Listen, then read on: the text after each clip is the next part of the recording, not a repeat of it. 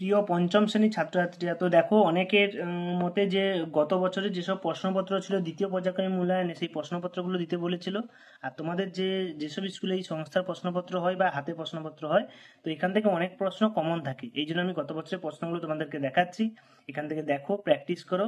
তো প্রশ্নপত্রগুলো তোমরা বাড়িতে প্র্যাকটিস করলে এখান থেকেই তোমরা অনেক প্রশ্ন কমন পেয়ে যাবে। তো দেখো প্রশ্নপত্রগুলো আলোচনা করছি। প্রথমে দেখো পরিবেশ বিজ্ঞান। তো প্রথমে দেখো একের দাগে তোমাদের আগের বছর যেটা 20 নাম্বার ছিল, তোমাদের এটা 30 নাম্বার থাকবে এই বছর পঞ্চম শ্রেণী।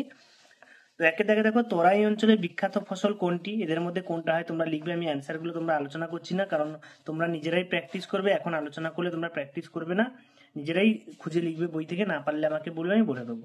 সমুদ্র থেকে সংগৃহীত মাছ হলো কোনটি, এদের মধ্যে কোন মাছ সমুদ্র থেকে পাওয়া যায়? তোমরা জানো অবশ্যই কোন মাছটা সমুদ্রের মাছ, যেটা আমরা খেতে ভালোবাসি, সুস্বাদু। এখন সেই মাছটা খাওয়ার মরশুম চলছে। ধান কাটা ও ঝাড়াই করা মেশিনের নাম কি? এটা তোমরা প্রত্যেকে জানো, হারভেস্টার।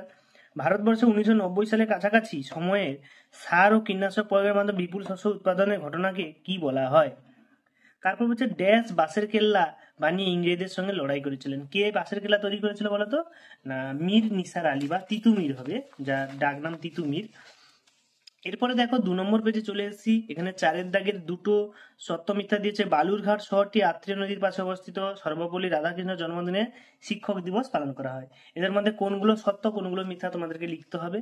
এরপরে 5-এর দাগে দেখো বাম স্তম্ভের সঙ্গে ডান স্তম্ভের মিলন দিয়েছে। তো প্রথমে নিত্যবহ নদী, তোমরা জানো যে নদীতে সারা বছর জল থাকে। এদের মধ্যে কোনটা? ম্যানগ্রোভ গাছ কোথায় হয়? সুন্দরবনে, জানো। এবং একশৃঙ্গ গন্ডার কোথায় দেখা যায়? গরুমারা অভয়ারণ্যে একশৃঙ্গ গন্ডার দেখা যায়। এরপরে দেখো, তারপরে 2 নম্বরের দুটো, অর্থাৎ 4 নম্বরের সংক্ষিপ্ত প্রশ্ন দিয়েছে। প্রথমে ধাপ চাষ কোথায় দেখা যায় এবং এতে কোন কোন ফসল উৎপাদিত হয়, এবং সাধারণতন্ত্র দিবস পালন করা হয় কেন?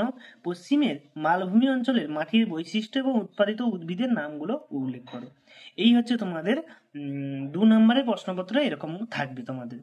এরপরে দেখো আমরা পরের পেজে চলে যাচ্ছি, বড় প্রশ্নে 3 নম্বর পেজে চলে আসছে এবং লাস্ট পেজ। তো কি বলেছে? যে কোনো দুটি প্রশ্ন, প্রত্যেকটার মান 3 করে, অর্থাৎ 3 দুগুণে 6 নাম্বারে আছে এখানে।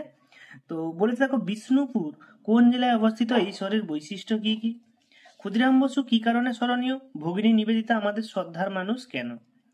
আর লুপ্তপ্রায় মাছ বলতে কি বোঝো? এবং ডিভিসির গুরুত্ব উল্লেখ করো বা এর উদ্দেশ্য কি, সেটা তোমাদের উল্লেখ করতে হবে। এই হচ্ছে তোমাদের টোটাল পরিবেশ ও বিজ্ঞানের প্রশ্নপত্র। তো এবছর তোমাদের সিলেবাস চেঞ্জ হয়েছে, তোমাদের 30 নম্বরের পরীক্ষা হবে, সেই অনুপাতে তোমরা পড়ো এবং এখান থেকে অনেক প্রশ্ন তোমরা কমন পেয়ে যাবে। এগুলো প্র্যাকটিস করো। সকলে ধন্যবাদ, দেখা যাচ্ছে পরের ভিডিওতে পরে প্রশ্নপত্র নিয়ে আলোচনা করবো।